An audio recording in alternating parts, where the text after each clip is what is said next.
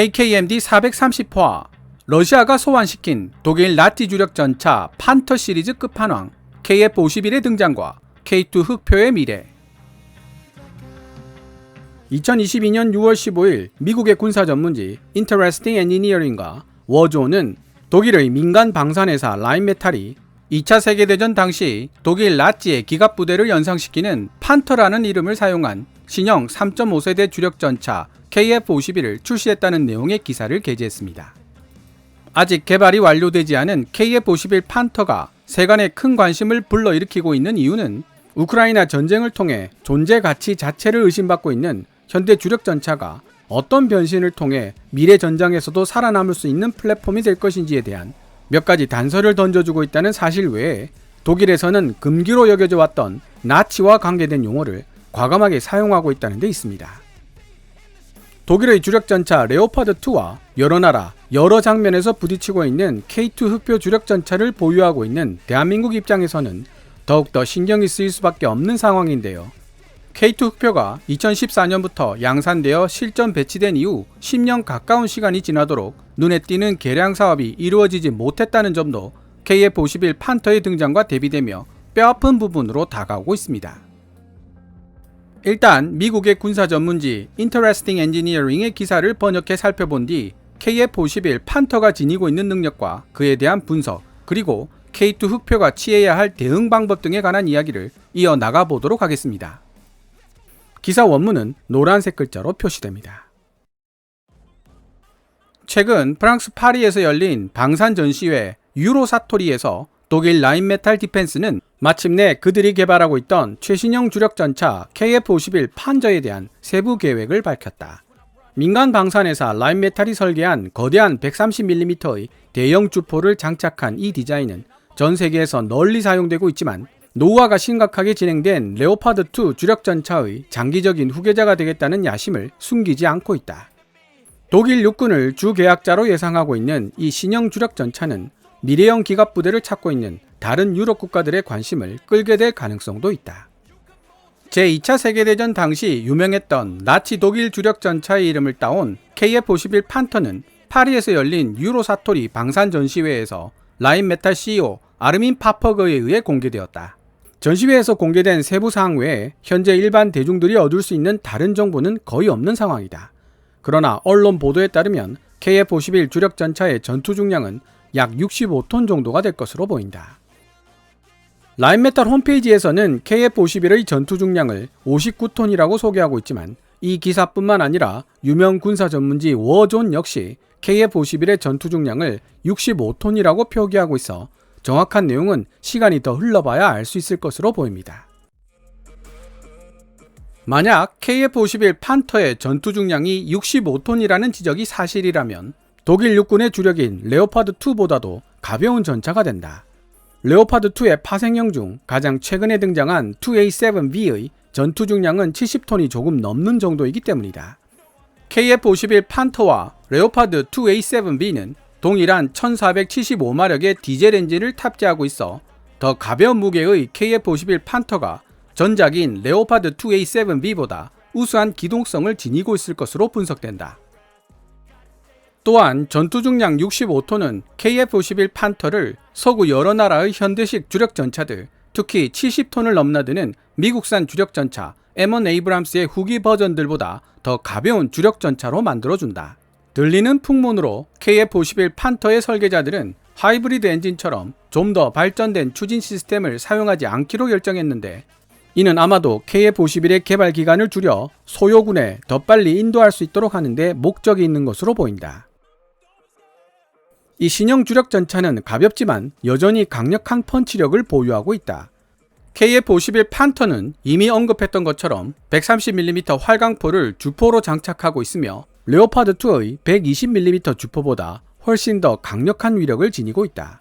KF-51 판터의 사례는 주력전차에 보다 강력한 위력을 지닌 주포를 탑재하는 작업에 대한 업계의 관심을 잘 보여주는 것으로 독일 라인메탈은 오랫동안 130mm 주포를 연구해왔다. 라인메탈 CEO 아르민 파퍼거에 따르면 130mm 주포는 레오파드2의 120mm 주포보다 50% 이상 강력하며 훨씬 더 긴 사정거리를 가지게 될 것이다. KF-51 판터의 130mm 주포는 또한 날탄 같은 운동 에너지 탄과 프로그램 작동이 가능한 폭발물도 발사할 수 있게 될 것이라고 한다. 파퍼건은 12.7mm 동축 기관총과 원격 사격 통제 시스템 RCWS도 이 신형 전차에 탑재될 예정이라고 전했다. 이른바 배회형 자폭 드론 및 정찰 드론, 그리고 정체가 알려지지 않은 다목적 미사일을 발사할 수 있도록 히어로 120 런처가 장착될 예정인데, 대공기관총 탑재 여부에 대해 아직 언급된 내용이 없는 것으로 보아 이 비밀스런 다목적 미사일은 아마도 국지적 방공망 제공을 목적으로 하고 있는 것으로 분석된다. 그렇다면 KF-51 판터의 방어력은 어느 정도일까? KF-51 판터의 방어력에 대해 알려진 내용은 많지 않지만, 라인메탈은 KF-51의 승무원들이 레오파드2보다 더 높은 수준으로 안전을 보장받을 것이며 능동적, 반응적, 수동적 방호기술 모두를 적극적으로 활용하게 될 것이라고 밝혔다. 라인메탈이 개발한 스트라이크 실드 능동 보호 시스템은 대전차 무기나 자폭 드론 등의 위협으로부터 승무원을 보호하기 위해 KF-51에 설치된다. APS 제너레이션 3로 불리던 스트라이크 실드는 라인메탈이 독자적으로 시행한 매우 엄격한 수준의 안전성 테스트를 통과한 최초의 시스템이었다. KF-51의 스트라이크 실드 능동 보호 시스템은 접근하는 위험에 반응해 작동할 때 발생하는 폭발력에 의해 주력 전차를 뒤따르는 아군이나 주변의 무고한 민간인들이 위태로운 상황에 빠질 수도 있다는 잠재적 고객들의 걱정을 최대한 덜어줄 수 있도록 설계되어 있다. 레오파드2에는 4명의 승무원이 탑승하지만 KF-51 판터에는 전차장, 포수, 조종수 3명만 탑승한다. 주포에 포탄을 공급하는 과정을 자동화시킨 덕분에 탑승 승무원을 3명으로 줄일 수 있었지만, 필요하다면 특수분야 스페셜리스트나 소대장을 4번째 승무원으로 추가 탑승시킬 수도 있다. KF-51 판터는 최첨단 디지털 네트워킹 능력을 보유한 덕분에 실제 전장에서 그 가치가 더욱 빛날 것으로 보인다.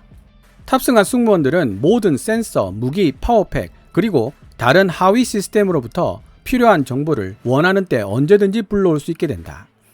라인메탈은 각 승무원들이 서로 임무를 인수인계 받을 수 있기 때문에 향후 무인 포탑을 탑재하는 방향으로 개량되거나 심지어 아예 사람이 탑승하지 않는 무인 버전으로 개량될 수 있다고 말한다.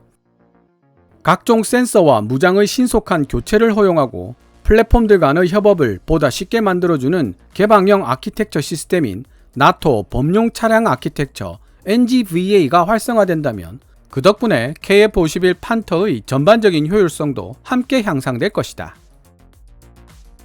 마침 우연의 일치로 독일 육군의 주력 전차 레오파드2의 후계 기종이 필요한 상황이었다. 러시아가 우크라이나를 전격 침공하면서 시작된 전쟁에 대해 독일 정부가 군사 현대화에 투자하는 등 적극적인 대응에 나서면서 2022년 예산에서 1120억 달러, 한화 145조라는 천문학적인 액수의 특별기금이 신규 무기를 조달하기 위해 따로 편성되었다. 동시에 올라프 숄츠 독일 총리는 북대서양 조약기구 나토의 목표를 준수하여 독일 국방비를 국내 총생산 GDP의 2% 수준으로 끌어올리겠다는 의지를 거듭 천명했다. 러시아가 자랑하는 전차 부대들이 휴대용 대전차 미사일에 의해 속절없이 파괴되는 모습을 보여준 현재 우크라이나의 상황들은 주력 전차의 미래가 어디를 향해 나아가야 할 것인가에 대한 전반적인 논쟁을 다시금 불러일으켰다. 주력 전차가 두르고 있는 두꺼운 장갑은 전선 돌파라는 주력 전차 기존 역할 수행에 있어서 없어서는 안 될 중요한 요소이지만, 동시에 다양한 종류의 무기들에 취약할 수밖에 없다는 약점들도 함께 부각되고 있다. 여러가지 사실로 미루어 봤을 때 독일 육군의 차세대 주력 전차 KF-51 판터는 다양한 관점으로 주력 전차의 미래를 해결해 나가려 노력하고 있는 것으로 보인다. 전체적으로 분석해보자면 미래 전차는 현재의 주력 전차보다 가볍고 민첩해야 할 뿐만 아니라 더 크고 강력한 주포의 탑재를 통해 공격력과 사정거리를 강화시켜야 할 필요가 있으며, 여기 더해 멀리서 적을 감시할 수 있고 필요하다면 직접 타격까지 가능한 배회형 자폭 드론 운용 능력까지 요구된다고 할 수 있다. 결론적으로 라인메탈이 만든 KF-51 판터는 미래 전차전의 향방을 가늠할 수 있는 중요한 순간에 등장했으며 독일 육군을 넘어 전 세계 여러 나라 주력 전차 부대의 미래를 결정하는 데 큰 도움을 줄 수 있는 잠재력을 지니고 있는 전차라고 평가할 수 있다. 지금까지 2022년 6월 15일 미국의 군사 전문지 Interesting Engineering이 게재한 기사 Germany's new Panther KF-51 tank is the successor to a World War II legend. 독일의 신형 주력 전차 KF-51 판터 제2차 세계대전의 유산을 이어가다를 번역해 보았습니다.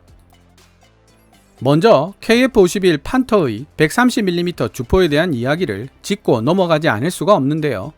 KKMD 374와 K2 블랙팬서와 레오파드 2A7에 대한 노르웨이 밀매들 간의 키보드 배틀, 바이킹의 후예들의 평가하는 K2 흑표의 성능은 편에서 노르웨이 밀떡들이 지적한 것처럼 130mm 포를 주력 전차에 사용하기 위해 반드시 필요한 전제 조건이 있습니다. 바로 자동 장전 장치가 그것입니다. 130mm 포에 쓰이는 포탄은 당연히 120mm 포에 쓰이는 것보다 더 크고 무거울 수밖에 없는데요. 사람의 힘으로 장전하기에는 너무 크고 무겁다는 문제점을 지니고 있습니다. K2 흑표는 이미 처음부터 자동 장전 장치를 사용하고 있었고 따라서 KF-51 판저처럼 130mm 주포로 업그레이드할 수 있는 기본 조건은 갖추고 있습니다. 문제는 Interesting Engineering이 지적하고 있듯 50% 위력이 증가되고 사정거리 또한 늘어난 만큼 차체에 가해지는 부담도 커진다는 데 있으며 미래 전차가 갖추어야 할 필수 요소로 가볍고 민첩한 기동성이 요구된다는 점에서도 설계자의 어려움은 몇 배로 증가합니다. 차체를 가볍게 만들면서도 훨씬 더 커진 주포의 반동을 흡수할 수 있는 기술을 개발해야 한다는 뜻이니까요. 130mm 업건의 문제는 여기에 그치지 않습니다. 기존에 생산되어 있는 포탄의 대부분이 120mm 규격에 맞추어져 있으며 이미 생산된 120mm 주포를 어떻게 처분할 것인가의 문제도 남아 있습니다. 따라서 어디까지나 제 개인적인 분석이기는 합니다만 KF-51 판저가 정말로 130mm 주포를 채용할 것인지는 지켜봐야 할 필요성이 있습니다. 언젠가 교체가 되기는 하겠지만 그렇게 가까운 시기가 되기는 어려울 것으로 예상된다는 뜻입니다. FGM-148 제블린으로 대표되는 휴대용 대전차 미사일에 대응하여 미래 전차가 취할 수 있는 수단으로 Interesting Engineering은 적극적인 방법과 소극적인 방법 두 가지를 제시하고 있습니다. 먼저 소극적인 방법으로는 스트라이크 실드 능동 보호 시스템을 사용하여 날아오는 대전차 미사일로부터 전차를 보호하는 것이고 두 번째 적극적인 방법으로는 먼 거리를 날아가 적진 정찰과 중요 목표물 타격을 동시에 할 수 있는 배회형 자폭 드론의 사용을 언급하고 있습니다. 배회형 자폭 드론은 한국 항공우주 산업이 생산하고 올해 실전 배치될 예정인 소형 무장 헬기 LAH에서 처음 소개해드린 적이 있습니다. 무인 드론을 정찰 목적에 한정하지 않고 타격 목적으로까지 활용하기 위해 개발된 무기체계인데요. KF-51 판터는 이 배회형 자폭 드론과 다목적 미사일을 발사할 수 있는 히어로 120 발사대를 탑재하여 전차에 위협이 될 수 있는 요소들을 예방적 차원에서 적극적으로 배제하겠다는 전략을 내세우고 있습니다. Interesting Engineering이 지적하고 있듯이 미래 전차에 있어서도 배회형 자폭 드론은 매우 유용한 무기체계가 될 것으로 보이기 때문에 K2 흑표 개량 사업이 진행된다면 꼭 염두에 두고 있어야 할 사항으로 보입니다. 아직 개발 중이기 때문에 개략적인 제원만 발표된 라인메탈의 KF-51 판터와 K2 흑표를 비교해보면서 개인적으로 제일 먼저 떠오른 것은 KF-51 판터의 가격이 어느 정도 선에서 형성될까 라는 의문이었습니다. 라인메탈이 홈페이지에서 공개한 KF-51 판터의 영상과 재원을 살펴보면 레이더 피탐성을 최소한으로 줄인 유려한 스텔스 외형 설계와 세계 최고의 자동차 기술 국가라는 독일의 명성이 부끄럽지 않은 베트로닉스를 보여주고 있습니다. 독일과 프랑스가 합작한 차세대 주력전차 프로그램 MGCS가 한창 진행 중임에도 불구하고 라인메탈이 야심차게 내놓은 KF-51 판터에는 수많은 최신 기술들이 집약되어 있습니다. 그 말인즉슨 KF-51 판터의 가격은 어지간한 수준의 국방 예산을 지닌 국가들로서는 대량으로 구매하기 어려운 수준이 될 가능성이 높다는 뜻이 되겠죠. KF-51 판터는 분명 뛰어난 주력 전차로 우리 눈앞에 등장하게 될 것이고 K2 흑표의 미래에 큰 장애물이 될 가능성이 높습니다. 하지만 2등은 2등 나름의 싸우는 방법이 있습니다. 1등 제품을 당장 넘어서기 어렵다면 1등 제품의 80%의 성능을 보여주면서도 60에서 70% 정도의 가격대를 지닌 소위 말하는 가성비 좋은 제품을 만들어내며 시장을 넓혀가는 방법도 있다는 뜻이죠. K9 썬더 자주포가 좋은 선례를 보여주었고 이제 FA-50 파이팅 이글과 KF-21 보라매가 그 뒤를 이어가려 하고 있습니다. 상대적으로 가격이 비싼 편이라는 평가를 받고 있는 K2 흑표이지만 해외 수출에 물꼬를 트고 그에 따른 규모의 경제를 실현한다면 분명 지금보다 더 우수한 가성비를 보여줄 수 있게 될 것입니다. 물론 꾸준한 성능 개량의 필요성은 두말할 필요도 없겠지만 말입니다. 오늘 KKMD에서 준비한 내용은 여기까지입니다. 방송되었던 내용들은 KKMD 공식 블로그에서도 만나보실 수 있으니 구글 검색창에서 KKMD를 검색해 보시기 바랍니다. KKMD는 여러분들께서 챙겨봐 주시는 광고 수익으로 운영되고 있습니다. 앞으로도 계속 양질의 컨텐츠를 만들 수 있도록 많은 도움 부탁드리겠습니다. 지금까지 시청해 주셔서 감사합니다. Kevin's Military Channel KKMD